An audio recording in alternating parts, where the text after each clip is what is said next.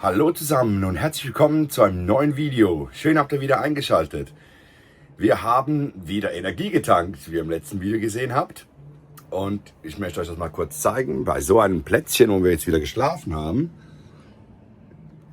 Echter Wahnsinn. Ja, es geht weiter Richtung Norden zur Verschiffung. Und ja, es ist jetzt morgen früh. Jetzt mal die Manuela fragen, wie es ihr so geht. Ich überlebe. Es geht mir gut. Es geht mir gut. Wir haben einiges vor. Ich halte es uns mal kurz selbst.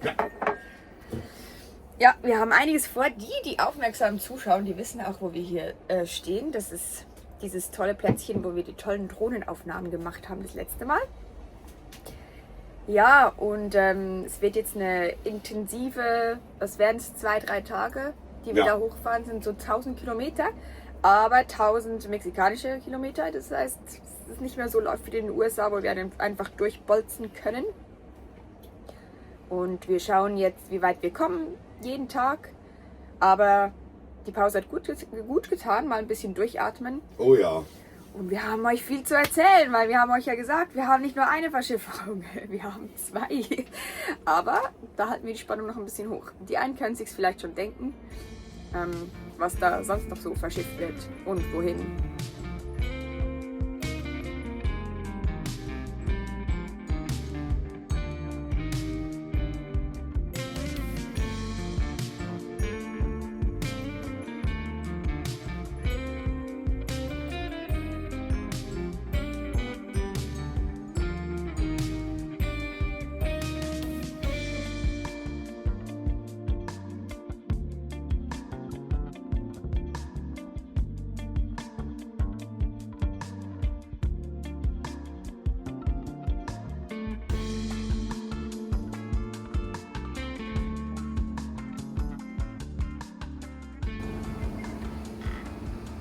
Buenos días, señor.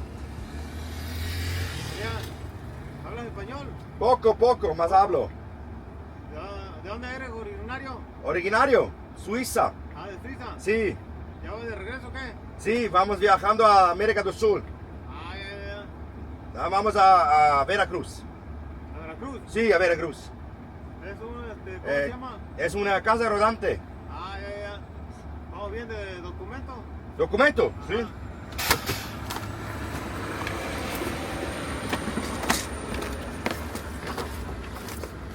Fahrzeug aus auch. Ja, das also.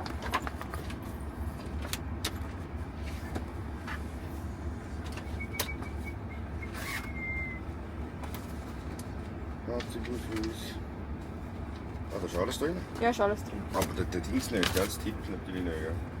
Das Tipp haben wir jetzt nicht extra, aber da fragt er sicher, wenn er es braucht. ¿Traes tus papeles de la moto? ¿Cómo?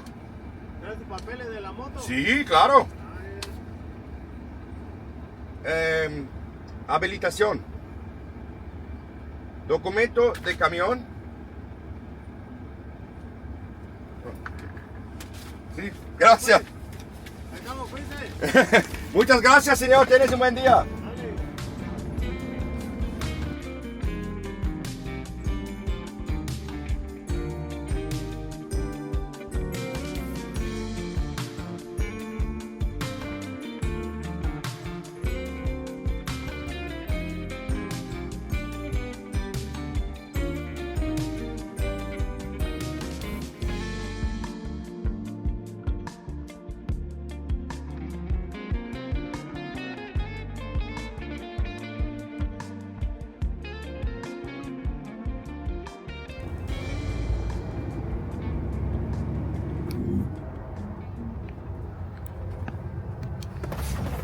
Hoppa.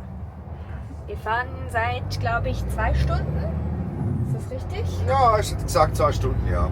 Ja, wir kommen aber nicht ganz so gut vorwärts, weil auf dieser Strecke gibt es wieder unzählige Toppes und wir haben heute um die 6 Stunden geplant. Ich weiß gar nicht, es sind irgendwie 530 Kilometer, die wir heute geplant haben. Aber wenn es natürlich so hier vorwärts geht, dann wird das eine längere Sache und es ist ein Dorf nach dem anderen geplant. Was es aber auch für mich als Beifahrerin sehr kurzweilig macht, weil man sieht hier immer was Cooles zu sehen. Hier ist immer was los. Aber Thiago feiert das leider nicht so, ne? Für dich ist das nicht so angenehm. Ja, es ist Stopp, das Ganze. Aber andere Länder, andere Sitten, sagt man doch immer so schön, ne?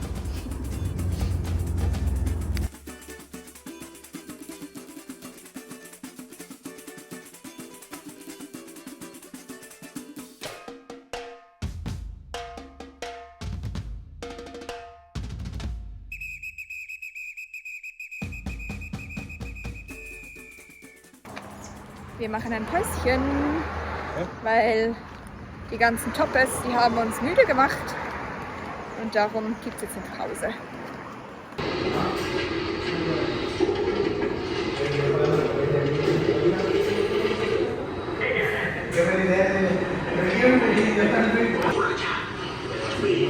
Einen guten! Endlich was zu essen.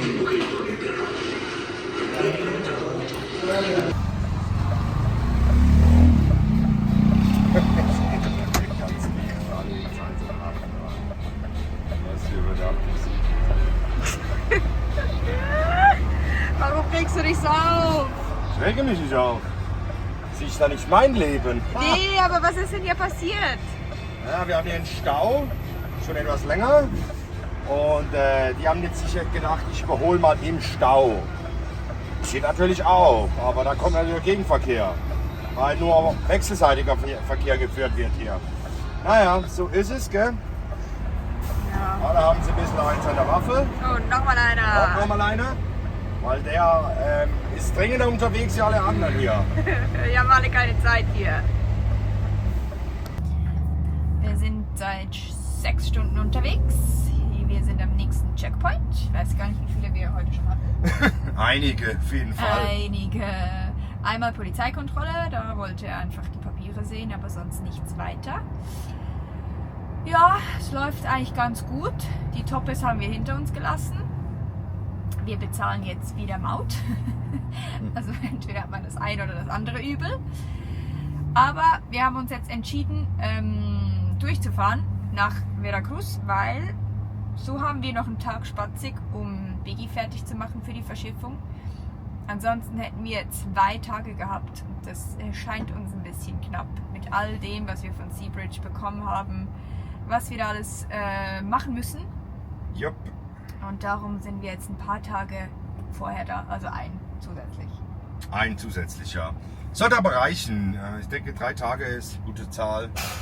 Und ja, gibt uns ein bisschen mehr Reserve, das Fahrzeug auch noch zu reinigen und so weiter. Also ja. Ja, die Vorschriften für die Verschiffung, die sind schon ziemlich happig. Ja. Also auch so Lebensmittel, muss alles weg. Salz, unser geliebtes Aromat muss weg. Leute, ach du Himmel, es muss weg, das Aromat.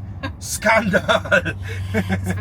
Das verschenken wir dem Mexikaner, der freut sich da bestimmt drüber. Der hat ja keine Ahnung, was das ist. Nee, aber der freut sich, wenn der das einmal probiert. Das ist ja das Ding bei Aromat. Wenn man das einmal probiert, das ist keine Werbung hier, das ist alles selbst bezahlt. Ja. Ja. Nee, jetzt machen wir den nächsten Checkpoint und dann melden wir uns, was weiß ich, wenn was Neues passiert, ne? Genau.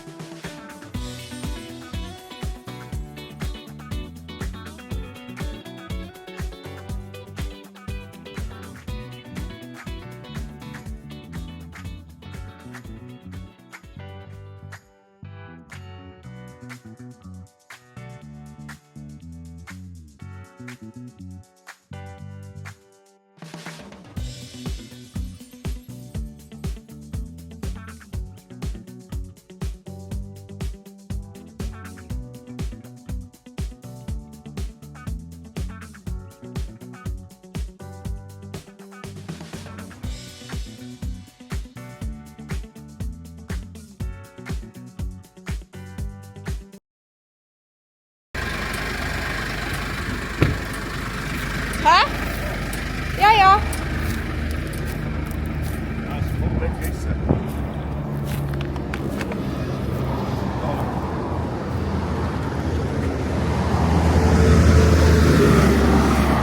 Shit.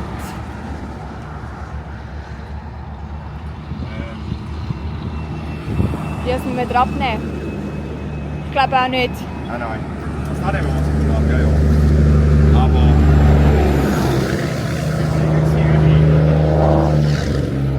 das oben auch muss wegmachen, aber ich glaube nicht.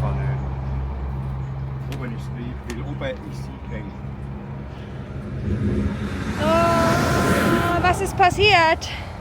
Naja, wir hatten ja die Abspannung gemacht und ja, das war sie halt jetzt. Auf den letzten Metern. Auf den letzten Metern. Wir haben noch irgendwie 80 Kilometer bis dahin und ja. Und was machen wir jetzt? Naja, jetzt lassen wir es so.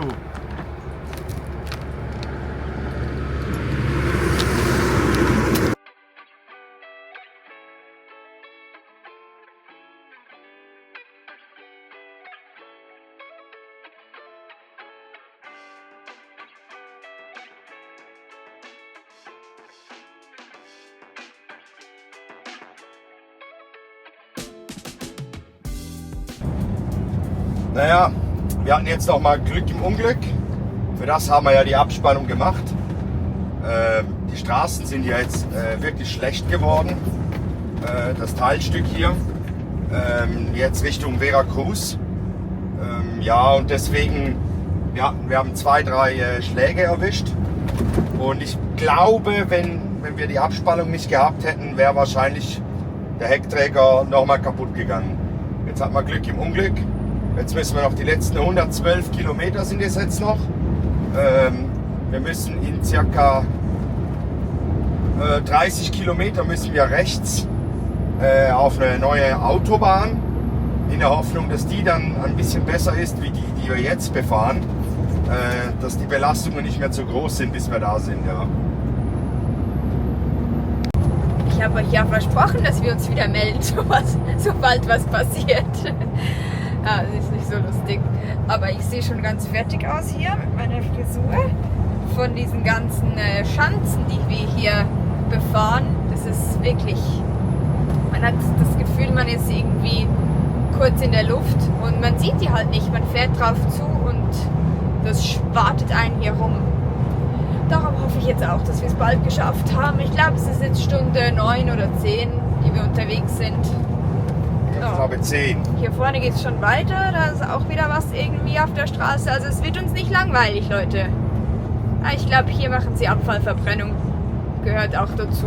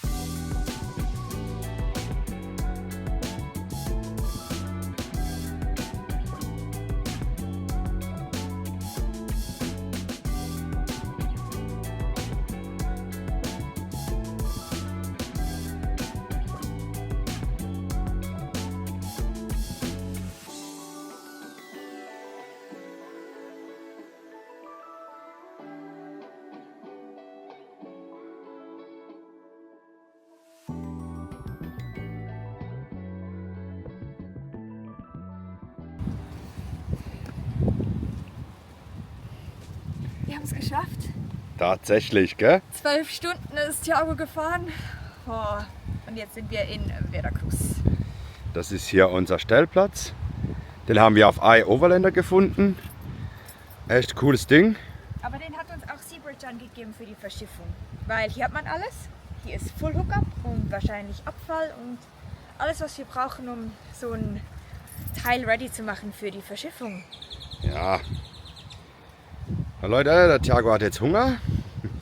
Nach 12 Stunden Fahrt gibt es jetzt was denn Leckeres? Nach 12 Stunden Fahren muss er jetzt erstmal noch kochen. Ja, ich muss jetzt erst noch kochen. Da sieht man wieder mal, wie die Machtverhältnisse sind.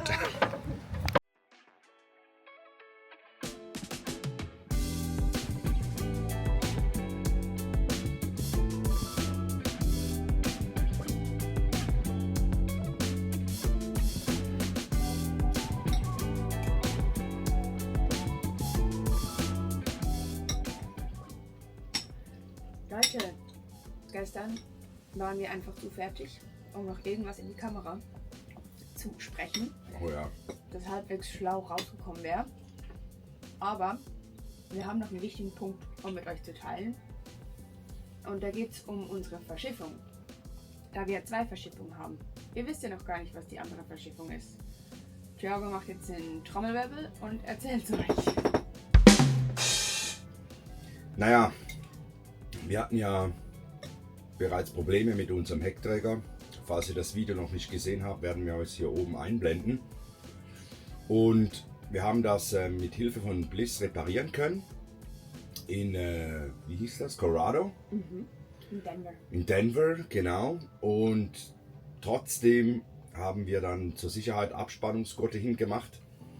Jetzt ist es so, dass der Heckträger unser Dorn im Auge ist. Wir haben zum einen festgestellt, dass es durch die Belastung zu fest wippt und ein allfälliger weiterer Schaden, denke ich, möglich wäre.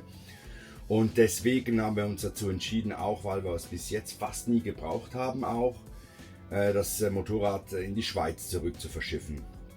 Somit war uns nicht klar am Anfang, sollen wir es mitnehmen, soll man nicht. Und wir haben jetzt entschieden, dass wir es nach Belgien, glaube ich, Ja, Antwerpen. ja, verschiffen werden und dass wir es dort dann abholen lassen werden.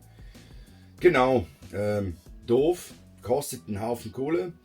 Wir haben die Offerte gekriegt, etwa 2000 Euro kostet das Ganze, mal ohne die Hafengebühren und das Ganze. Ist leider ein wenig viel, aber wir würden das Motorrad ja nicht einfach irgendwo stehen lassen. Und zudem wollen wir es planen können, weil wenn es dann wirklich so ist, dass der Heckträger dann wieder kaputt gehen würde, wäre das dann so, dass wir irgendwo vielleicht im Dschungel sind und keine Ahnung, irgendwo nicht in der Nähe von einem Hafen sind und so weiter und das ein bisschen aufwendig wäre oder aufwendiger wäre. Und deswegen haben wir uns dazu entschieden, ihn von Veracruz nach Hause zu schiffen, ja.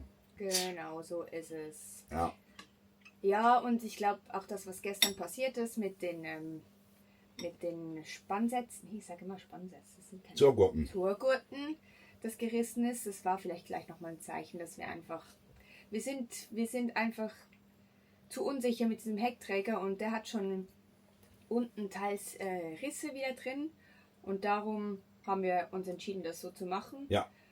Hätte wahrscheinlich jeder irgendwie anders gelöst. Wir machen es so. Das passt Genau. für uns. Und ja, jetzt wäre natürlich eigentlich der Teil gekommen, wo wir vielleicht ein Motorrad gebraucht hätten. Aber wir merken auch hier in Mexiko, es funktioniert ohne auch sehr gut. Wir haben es ein einziges Mal auf dieser Reise benötigt. Und das war eigentlich just for fun, dass wir einen kleinen Ausflug machen konnten. Aber dass wir das Motorrad wirklich gebraucht haben, Ja. gab es bis jetzt nie. Kann in Südamerika anders sein, aber Wissen wir nicht. wir sind ja lösungsorientiert. Wir finden immer irgendwie irgendeine Lösung. Aber ja, darum ist jetzt heute Freitag. Montag wird das Motorrad abgegeben. Dienstag wird Biggie abgegeben. Ja. Das heißt, es ist jetzt ziemlich was zu tun. Und ja, eine Verschiffung, das wäre langweilig gewesen, darum machen wir 2. Genau. Deswegen lasst uns jetzt frühstücken zuerst.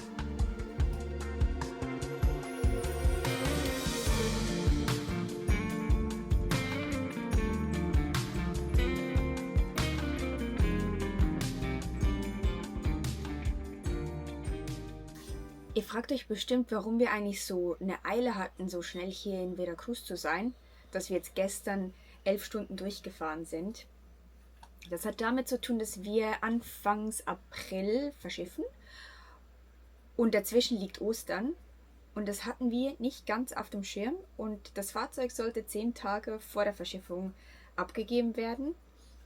Und da dachten wir, da haben wir noch genug Zeit und irgendwann hieß es dann, am 23. März sollen wir das abgeben und heute ist der 20. Und darum hatten wir jetzt ein bisschen Stress, hierher zu kommen. Genau. Aber ansonsten haben wir jetzt noch genug Zeit. Wir haben 3 Tage Zeit, das ganze Fahrzeug auf den Kopf zu stellen. Und das müssen wir auch, weil diese Verschiffung in Veracruz einfach nicht ganz ohne ist. Der Hafen wird vom mexikanischen Militär kontrolliert und ist ziemlich aufwendig für eine Verschiffung von Reisenden wie wir. Man kann wählen, ob man bei der Verschiffung, bei der Drogenkontrolle des Fahrzeuges dabei sein will oder nicht. Wenn man nicht dabei ist, dann gibt man seine Schlüssel in die Hände des Hafens und dann haben die freien Zugang hier rein und können machen und tun, was sie wollen. Und darum hört man auch von sehr, sehr, sehr vielen Reisenden, dass Dinge gestohlen werden. Und das ist so ein bisschen der Hauptgrund hier in Veracruz, dass viele dann doch von Panama verschiffen, weil es einfach einen ziemlich schlechten Ruf hat mit Dingen, die gestohlen werden. Wir haben uns jetzt entschieden, bei der Drogenkontrolle dabei zu sein.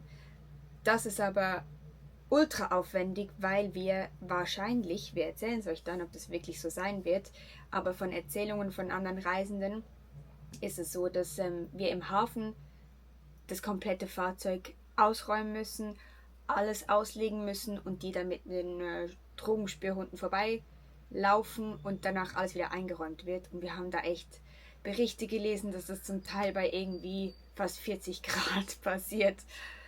Darum, wir gehen jetzt mal von diesem Case aus, dass das so sein wird und lassen uns da überraschen. Wir sind für alles offen. Wir sagen zu allem ja und Amen, weil die haben ja sowieso die Oberhand.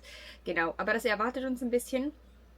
Und ich kann mir vorstellen, dass das viele darum auch abschreckt, diese Verschiffung nicht von Mexiko aus zu machen. Natürlich auch, weil man dann Mittelamerika nicht mitnehmen kann oder man macht so einen Loop.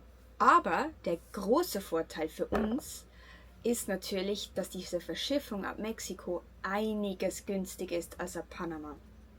Die Verschiffung ab Panama würde uns fast das Doppelte kosten. Wir werden dann am Schluss von der Verschiffung euch genau sagen, wie viel es das Ganze gekostet hat, sobald wir all die Beträge kennen.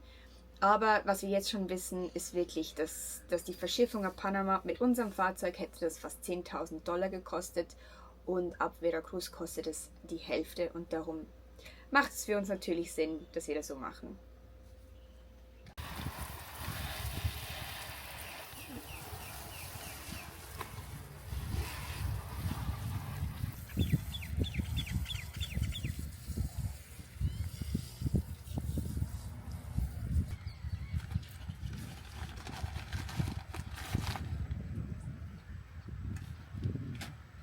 Warum brauchst du das? Weil die Maschine nicht anläuft. Batterie leer. Schaut euch das mal an hier.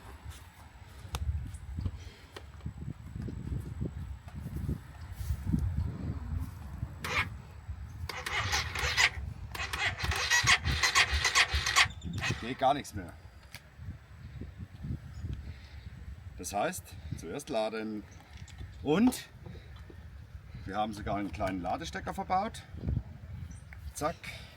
Seht ihr das? Echt gutes Ladegerät. Und jetzt lassen wir das mal ein paar Stunden laden und hoffen dann, dass er anspringt, weil sonst müssen wir ihn wieder aufladen, um ihn zu verschiffen. Na toll. Weil von hier aus zum Hafen sind sicher 10 Kilometer oder so. Also stoßen geht nicht. Also geht schon, aber...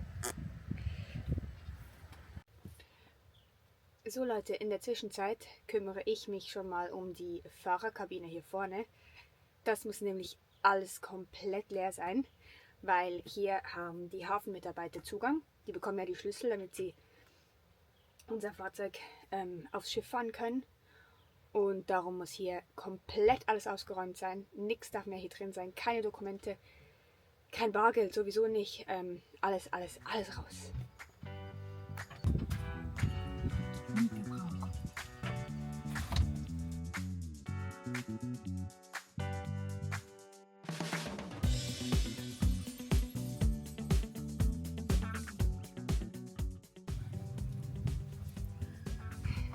Wir wollen nichts riskieren, darum kommt auch der Schal weg, weil wenn der weg ist, dann gar nicht gut.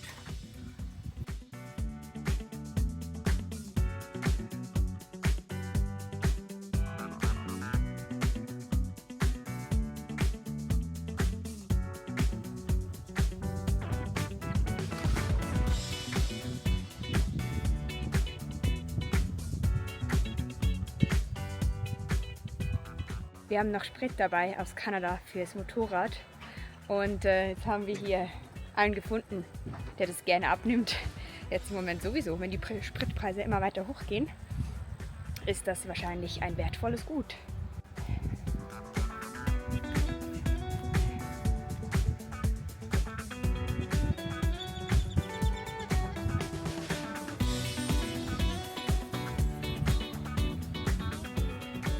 Eigentlich ist es auch gar nicht schlecht, dass wir so eine Verschiffung haben, weil jetzt mussten wir das ganze Fahrzeug wieder ein bisschen auseinandernehmen. Und da kamen wieder so Erinnerungen hoch von Kanada und USA mit Mückenspray und Nationalpark-Eintrittspässe. Ja, das macht so ein bisschen ein Rückblick-Feeling. Ist schon schön. Aber naja, also schön. Schaut es euch an, wie es bei uns aussieht. Der momentane Stand.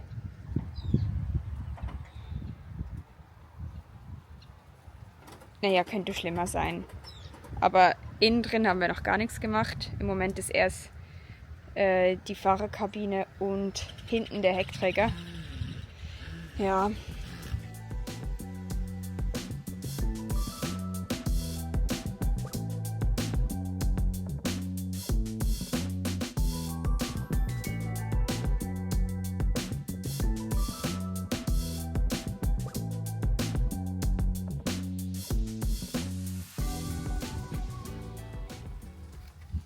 Okay, wir versuchen das Motorrad zu starten.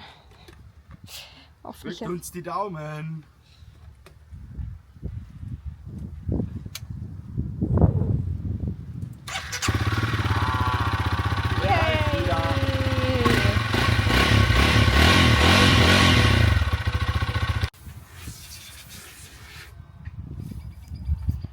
So, das ist die jetzige Situation. Wir sind leider beide an einem Punkt, wo wir gerade keine Lust mehr haben, aber ich zeige euch, wie unsere Fahrerkabine drinnen aussieht.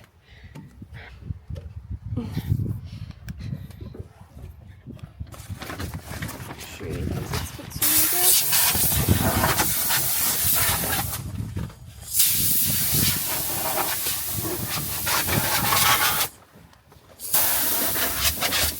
Thiago, was sagst du?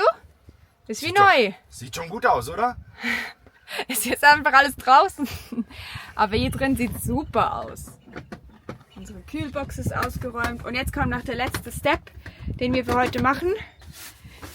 Wir nehmen Big Shrek, also Shrek, raus. Und dann ist hier vorne das Kapitel abgeschlossen. Yes! Du kannst sagen, bis nächste Woche. Oh, Abspann schon. Okay. Freunde, Leute, Familie, alle, die zuschauen. Uns geht's gut.